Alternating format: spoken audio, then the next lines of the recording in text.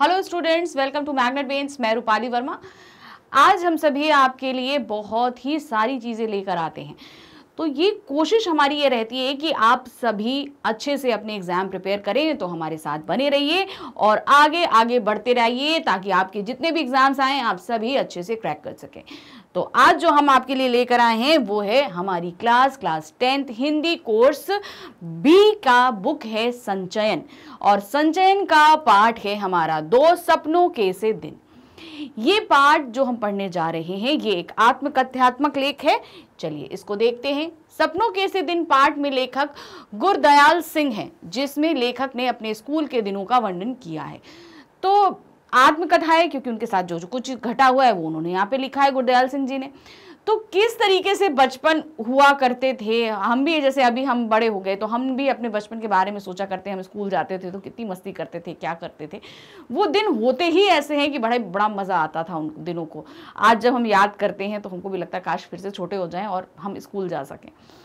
तो इसी तरीके से आप भी अपने स्कूल डेज बहुत अच्छे से एंजॉय करिए, क्योंकि ये दिन कभी भी वापस नहीं आते। जिससे भी पूछेंगे तो अगर कोई अपना बेस्ट टाइम बताएगा तो वो अपने स्कूल डेज को ही बताएगा। तो गुरदयाल सिंह जी ने भी यहाँ पर अपने स्कूल डेज के बारे में ही हमको यहाँ पर बताया है। लेखक अपनी आत्मकथा के इस अंश में बताते हैं कि बचपन में जब वह और मेरे साथी खेला करते थे, यानी कि वो और उनके साथी खेला करते थे तो सभी एक जैसे लगते थे। नंगे पांव, फटी मैली सी कच्ची और टूटे बटन वाले कई जगह से फटे उनके कुर्ते और बिखरे बाल। खेलते हुए इधर उधर भागते भागते वे गिर पड़ते, जिससे पांव छिल जाते। उनकी चोट देखकर माँ, बहनें तथा पिता उनकी पिटाई किया करते थे। इसके बावजूद भी वे बच्चे अगले दिन फिर खेलने निकल पड़ते। लेखक बचपन में यह सब नहीं समझ पाया था। तो अब यहाँ पर क्या बता रहे हैं कि जब वो छोटे थे, बच्चे थे, तो किस तरीके से वो करते थे। बच्चे भाई, जब आप देखें ना, बहुत सारे बच्चे जब झुंड में खेलते हैं ना तो आप उनको पहचान नहीं पाएंगे एकदम से कि कौन क्या है। सबकी कंडीशन लगभग एक जैसी रहती है। तो कहीं वो टूटे फटे, कहीं मिट्टी में खेल रहे हैं, हाथ पैर में चोट लगी, भागते। और जब इस तरीके की कंडीशन में घर वाले देखते तो गुस्सा आता, भाई तुमको खेलने भेजा था या चोट लगवाने भेजा था, अपनी इतनी बुरी कंडीशन करने के लिए भेजा था। तो सब उनकी उल्टी और पिटाई कर दिया करते थे। जब अध्यापक को ट्रेनिंग में उन्होंने बाल मनोविज्ञान विषय पढ़ा तब उन्हें यह बात समझ में आई। तो जब पिताजी जब मारते थे उनको तो समझ में नहीं आता था कि एक तो यार हमें चोट लगी है इतनी, ऊपर से मम्मी पापा और मार रहे हैं, इसका कारण क्या है, समझ नहीं आया था।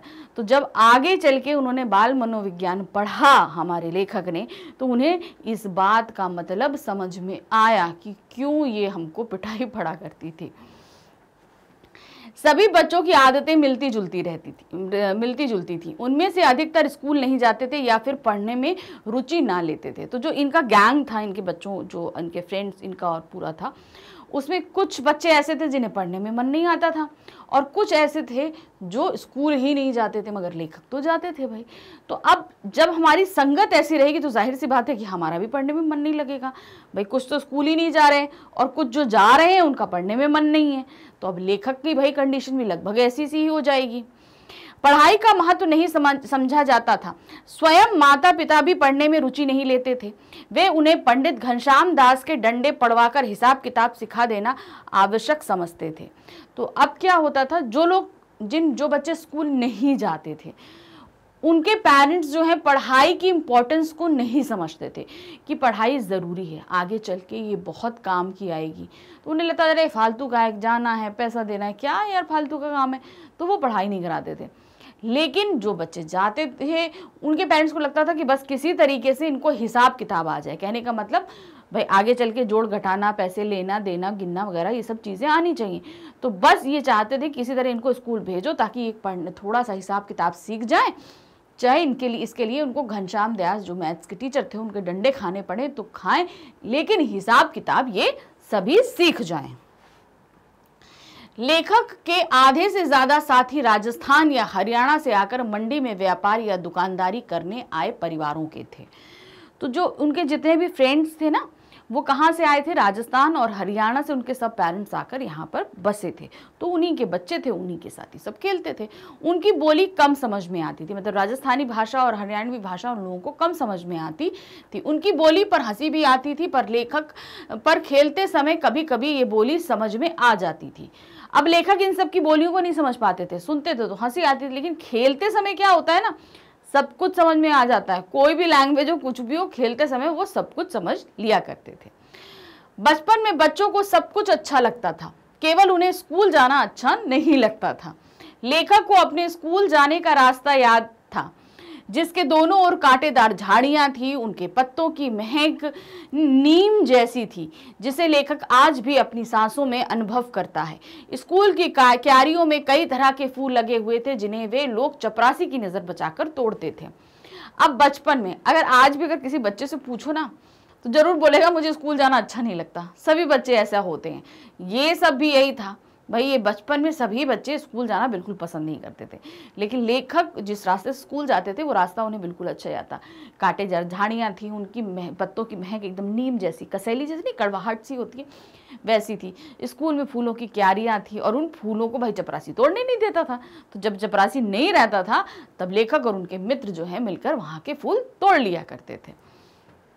नई कक्षा में जाना अच्छा लगता था, यानी कि एक क्लास को पास करके जब हम दूसरी क्लास में पहुंचते हैं, नए पहुंचते हैं, तो बड़ा अच्छा लगता है। परंतु साथ में डर भी लगता था कि मास्टरों से पहले से अधिक मार पड़ेगी। भाई अब जैसे सिलेबस बढ़ेगा, समझ में नहीं आएगा, तो जैसे बड़ी क्लास में पढ़ेंगे तो अब मार भी ज्यादा पड़ेगी। उन दिनों स्कूल में 1.5 महीना पढ़ाई होने के बाद 1.5-2 महीने की छुट्टियां होती थी। पहले जो है ना क्या होता था, जब हम नई क्लासेस में पहुंचते थे तो 1-1.5 महीना की पढ़ाई हुई और करीबन 2-2.5 महीने की समर वेकेशन हुआ करती थी। तो यही चीज चल रही थी। छुट्टियों के शुरू के 2-3 सप्ताह खेलने में बीत जाते थे, यानी कि स्टार्टिंग में बस हमें खेलना है। वे अपनी माँ के साथ नाना के घर जाकर छुट्टियों का भरपूर आनंद लेते थे। यदि किसी कारण नाना के घर नहीं जाते तो घर के पास बने तालाब में सारा दिन खेलते। अब सही लोग होता है कि भाई जब हम लोग की छुट्टियां होती हैं तो सीधे सीधे नाना के घर भागते थे। हम भी भाई अब जब पढ़ते थे तो हमारी भी जब समर वेकेशन होती थी तो हम भी फट से अपने नाना नानी के यहाँ चले जाया करते थे। तो यही होता था, सभी आप लोग भी लगभग यही करते होंगे। बहुत से बच्चे ऐसा है कि भाई छुट्टियां हुई, चलो नाना नानी के यहाँ चलते हैं। तो वही हम सभी लोग करते थे, वही लेखक भी करते थे। तो शुरू में तो भाई जाया करते थे, और अगर कभी नहीं जा पाया, किसी टाइम नहीं गए, तो घर के पास उनके तालाब था और सारा दिन उसी तालाब में डुबकी लगाना, निकालना, खेलना, यही काम किया करते थे। तालाब में नहाकर गीले बदन ही पास में पड़ी रेत में खेलते और फिर तालाब में कूद जाते। ऐसा वे एक बार नहीं, ना जाने कितनी बार करते थे। उनमें कोई भी अच्छा तैराक नहीं था। यदि कोई बच्चा गहरे पानी में चला जाता था तो दूसरे बच्चे उसे भैंस के सींग या पूंछ पकड़ बाहर आने की सलाह देते थे। इसी तरह छुट्टियों का 1 महीना बीत जाता था। अब क्या होता था, नाना नानी के घर गए तब तो मजा करने, और नहीं गए तब क्या होता था, तालाब जाते थे। और तालाब में क्या करते थे, तालाब से नहा के निकले, पूरा बदन गीला है, बगल में रेत थी, रेत में लौट जाए थे, सारी रेत जमीन बदन में लग गई, फिर से तालाब में कूद गए, फिर से निकले, रेत में गए, फिर से तालाब में कूद गए। और ऐसा एक बार नहीं बहुत बार करते थे और बड़ा मजा आता था इन लोगों को। अब तालाब में एक एरिया ऐसा होता है ना कि जहाँ जाके बीच में जाके डीप हो जाता है, गहरा हो जाता है, तो आप वहाँ पे नहीं, अगर कोई बच्चा वहाँ चला जाए तो भैंसें भी भाई उसी तालाब में घूमा करती थी। तो वो क्या कहते कि भैया भैंस की सींग या पूंछ पकड़ो और उसको मारो, तो भैंस बाहर की तरफ भागेगी तो तुम भी बाहर की तरफ चले आओगे। तो ये सजेशन उन्होंने क्या था, अपने उन दोस्तों को दिया करते थे जो बीच गहरे तालाब में चले जाया करते थे।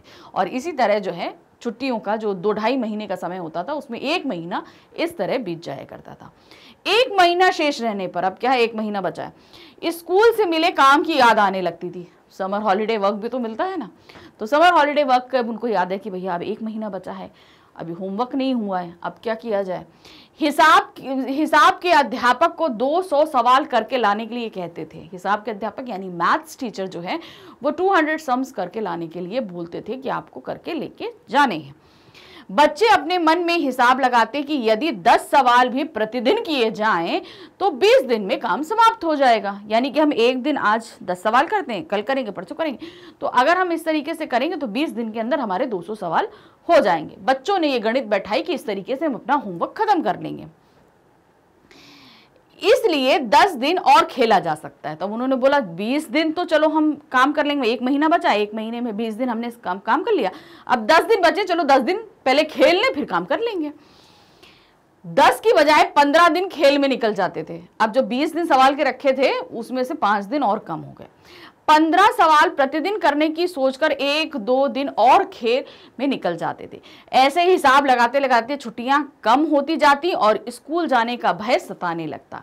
अब हिसाब तो लगा लेते कि आज इतने कर लेंगे मगर सवाल एक भी नहीं होते और धीरे धीरे छुट्टियां खत्म होने लगती और अब लगने लगता डर कि अब स्कूल जाएंगे, सवाल नहीं किए तो अब मास्टर की डांट खाएंगे। कुछ सहपाठी ऐसे भी थे जो काम करने से अच्छा मास्टर जी की पिटाई खाना उचित समझते। उन्होंने कौन काम करे, ज्यादा ज्यादा मारेंगे ना मार लें, कोई दिक्कत नहीं है। ऐसे भी कुछ लोग थे। उनका नेता था उमा, यानी कि ये जो सारे बच्चों का झुंड था उसमें एक जो है होता है, सभी बच्चों के झुंड में एक नेता होता है, तो उसमें जो था एक नेता था, उसका नाम था उमा। उसके जैसा लड़का कोई नहीं था। उसका सिर हांडी जितना बड़ा था। उसका सिर ऐसा लगता था मानो बिल्ली के बच्चे के माथे पर तरबूज रखा हो। तो उमा का सिर बहुत बड़ा था, उसका शरीर छोटा और सर बड़ा था। वह हाथ पांव से नहीं अपितु अपने सिर से लड़ाई करता था। वह अपना सिर दूसरे के पेट या छाती में मारा करता था। सहपाठी ने उसके सिर की टक्कर का नाम रेल बम्बा रखा था। अब उसका सर जो है ना अच्छा भारी करके, मतलब शरीर से कहीं बड़ा उसका सर था। अब वो अगर किसी को मार दे तो समझ लो उसकी आफत, और उसकी टक्कर बहुत बुरी हुआ करती थी। तो उसके जो जितने भी बच्चे थे उन्होंने सर की टक्कर का नाम क्या रखा था? रेल बम्बा। लेखक का स्कूल बहुत छोटा था। उनमें केवल 9 कमरे थे। अब अपने स्कूल के बारे में बता रहे, 9 कमरे थे जो अंग्रेजी के एच की भांति बने हुए थे। कैसे बने थे? 9 कमरे थे, एक ऐसे जाएगा और ऐसे जाएगा और फिर ऐसे, यानी कि 3 रूम्स इधर, 3 रूम्स इधर और 3 रूम बीच में। इस तरीके से ये स्कूल के कमरे बने हुए थे। पहला कमरा हेडमास्टर श्री मदन मोहन शर्मा जी का था। वे स्कूल की प्रेयर के समय बाहर आते थे।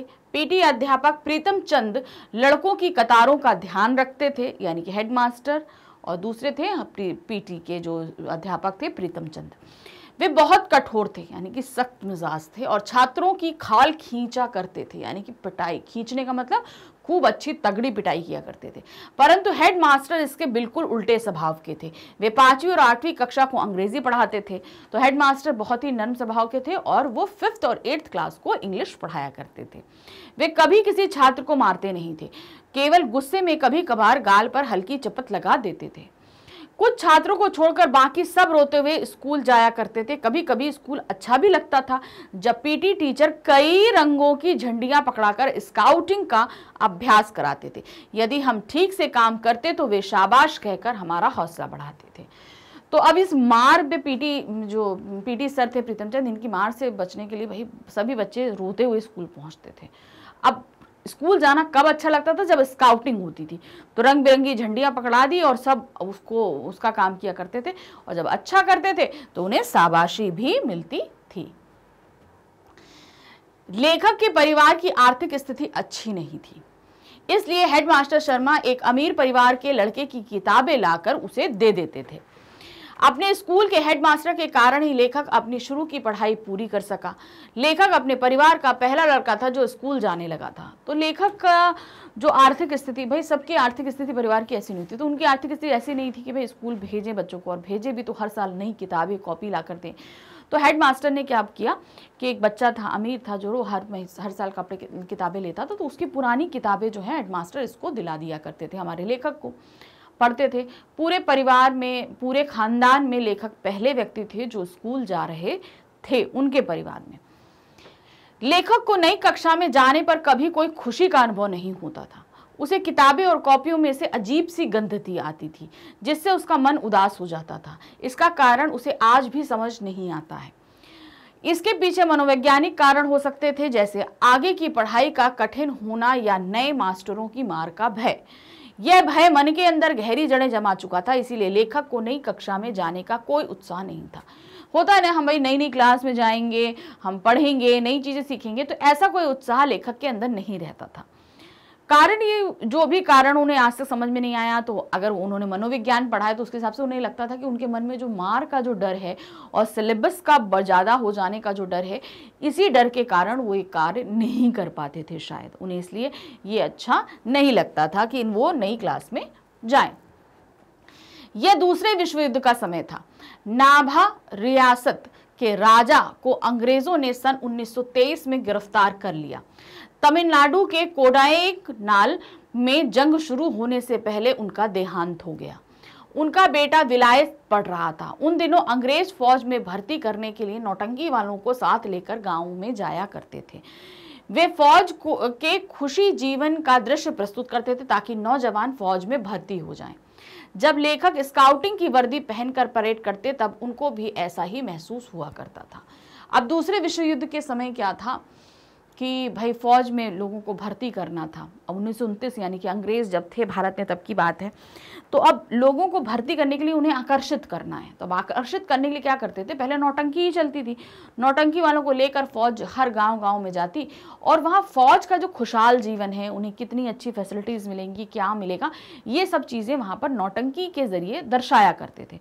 तो लोग आकर्षित होकर फौज में दाखिल हो जाया करते थे। तो लेखक ने भी देखा, लेखक जब क्या था, स्काउटिंग की ड्रेस पहनकर जब ऐसे लेफ्ट राइट करते थे तो उन्हें बड़ा गर्व महसूस होता था कि मैं भी फौज में हूँ, क्योंकि फौज का जीवन उन्हें नौटंकी के जरिए उन्होंने देखा था। तब उन्हें ये सब चीज़ें बड़ी आकर्षित लगी थी कि भाई हमें मिल जाए, किसी तरीके से हम आ जाए, ये सारी चीज़ें। लेखक ने मास्टर प्रीतम चंद को कभी मुस्कुराते हुए नहीं देखा। उनकी वेशभूषा सभी को भयभीत करती थी। तो प्रीतम चंद पीटी के जो टीचर थे ना, प्रीतम चंद भाई हमेशा भाई डरते सब बच्चे थे उनसे, क्योंकि वो मारते बहुत थे। तो उन्हें मुस्कुराते हुए कभी देखा ही नहीं गया। और वो जो वेशभूषा पहनते थे उसको देख के तुरंत ही बच्चे डर जाया करते थे। उनसे सभी डरते थे और नफरत भी करते थे। वे बहुत कठिन सजा दिया करते थे। वह चौथी श्रेणी में फारसी पढ़ाते थे, यानी 4th क्लास में क्या पढ़ाते थे, फारसी लैंग्वेज पढ़ाते थे। एक दिन उन्होंने सभी बच्चों को शब्द रूप याद करने के लिए कहा। शब्द रूप संस्कृत में रहते हैं, तो एक दिन उन्होंने शब्द रूप याद करने के लिए बोला। अगले दिन उन्होंने सब बच्चों से शब्द रूप सुने, परंतु किसी भी बच्चों को पूरी तरह शब्द रूप नहीं याद थे। मास्टर जी ने सभी बच्चों को टांगों के पीछे से बाहें निकालकर कान पकड़ने और पीठ ऊंची करने के लिए कहा, यानी कि एक तरीके से मुर्गा बनने के लिए बोला। कमजोर बच्चे सहन नहीं कर सके और 3-4 मिनट में वे गिरने लगे। जब लेखक की बारी आई तो उसी समय हेडमास्टर शर्मा जी उधर से निकले। उन्होंने पीटी सर को बच्चों से इतना बुरा व्यवहार करते हुए देखा तो उन्हें सहन नहीं हुआ। उन्होंने उन्हें बहुत डांटा और उनकी शिकायत डायरेक्टर को लिखकर भेज दी। जब तक ऊपर से आदेश नहीं आ जाते तब तक पीटी सर को स्कूल में नहीं आ सकते थे। तो अब क्या था, जो पीटी सर थे उनसे सभी डरते भी थे और चिढ़ते भी थे, क्योंकि वो सजाएं जो देते थे वो बहुत भयानक होती थी। तो एक बार जब उन्होंने शब्द रूप याद करने के लिए दिया तो भाई किसी ने बच्चे ने ठीक से नहीं याद हो पाया, नहीं सुना पाए। तो अब सजा के रूप में क्या दिया कि भाई पैरों के बीच से हाथ निकालो, कान पकड़ के और पीठ ऊंची करके हो जाओ। तो एक तरीके जैसे मुर्गा बनाया जाता था उस तरीके से बनाया गया उन सभी को। जब ये देखा गया तो जब लेखक की बारी आई तब तक जो है वो जो हेडमास्टर थे वो वहाँ से गुजरे, शर्मा जी। अब जो है तुरंत जब उन्होंने देखा तो उनको बहुत गुस्सा आई कि वे बच्चों के साथ इतना अमानवीय व्यवहार किया जा रहा है। तो उन्होंने पीटी सर को डांटा भी और तुरंत ही उनकी शिकायत डायरेक्टर से कर दी। और उनको जब तक ये शिकायत का कोई जवाब नहीं आता तब तक उन्हें स्कूल में आने के लिए मनाही करती थी कि अब वो स्कूल नहीं आएंगे और अब वो अपने क्वार्टर में ही रहेंगे। पीटी मास्टर अपने घर पर आराम करते रहते, मतलब अब तो स्कूल नहीं आ रहे तो भाई बच्चे भी उनकी मखौलची लेने के लिए उनके घर पहुंच जाते। तो क्या देखते कि वो घर पे आराम कर रहे हैं। उन्हें अपनी नौकरी की बिल्कुल भी चिंता नहीं थी। वे अपने पिंजरे में रखे तोतों को दिन में कई बार भीगे हुए बादाम खिलाते थे और उनसे मीठी मीठी बातें करते थे। बच्चों को यह एक चमत्कार लगता था कि जो मास्टर स्कूल में बच्चों को बुरी तरह मारता है वह अपने तोतों के साथ कैसी मीठी बातें करता है। मतलब उस व्यक्ति को जिसको कभी बच्चों ने हंसते नहीं देखा, हमेशा मारते हुए, ऐसी बुरी सजाएं देते हुए देखा। तो जब ये लोग बच्चे पहुंचे उनके घर पे उनको देखने के लिए कि भैया देखें प्रीतम चंद जी कैसे हैं, बड़े मजे लेने पहुंचे ना, बच्चे सभी शैतान होते हैं। तो वो मजे लेने के लिए प्रीतम चंद के घर पहुंच गए कि भाई क्या है। तो देखा कि बड़े पिंजरे में तोता रखा है, तोते को भीगे हुए बादाम खिला रहे हैं और उससे बड़ी मीठी मीठी बातें कर रहे हैं। तो बच्चों को बड़ा आश्चर्य हुआ, ये स्कूल में बच्चों से तो सीधे मुंह बात नहीं करते और तोते से इतनी मीठी मीठी बातें कर रहे हैं।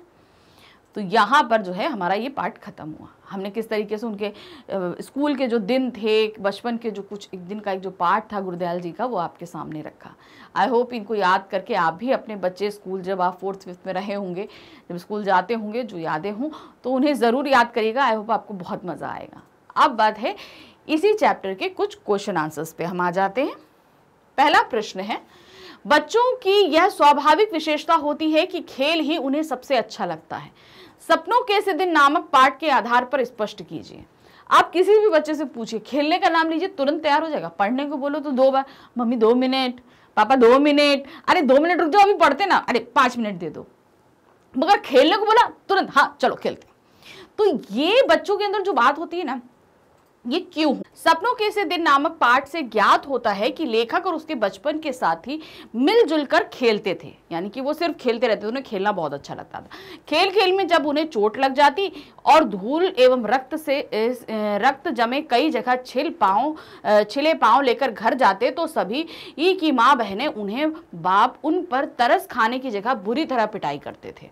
फिर भी वे अगले दिन फिर खेलने चले आते। इससे स्पष्ट होता है कि बच्चों को खेलना सबसे ज्यादा अच्छा लगता है।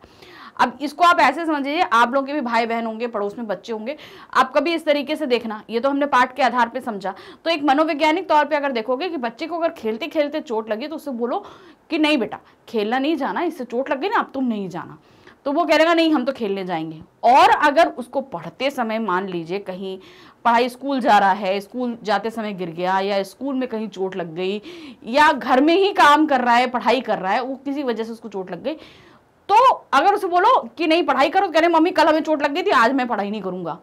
तो ये बच्चों के अंदर होता है, खेलने के लिए कुछ भी कर सकते हैं मगर पढ़ने के लिए 2 मिनट पीछे हो जाते हैं।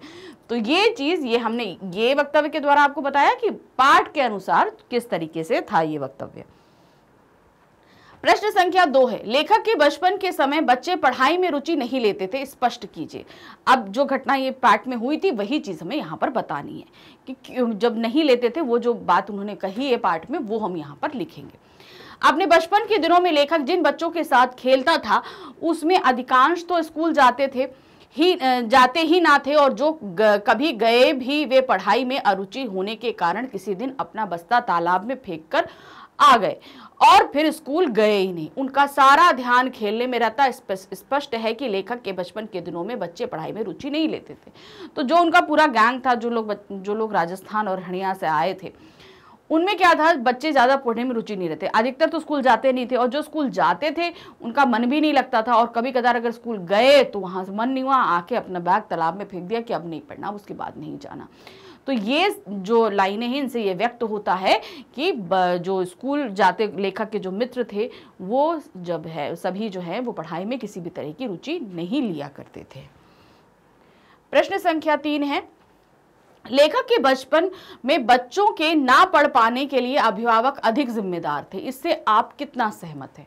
यानी कि लेखक के बचपन में जो लोग अभिभावक जो बच्चे मित्र थे उनके अभिभावक यानी कि पेरेंट्स जो हैं वो ज़्यादा जिम्मेदार थे बच्चों के ना पढ़ पाने के लिए।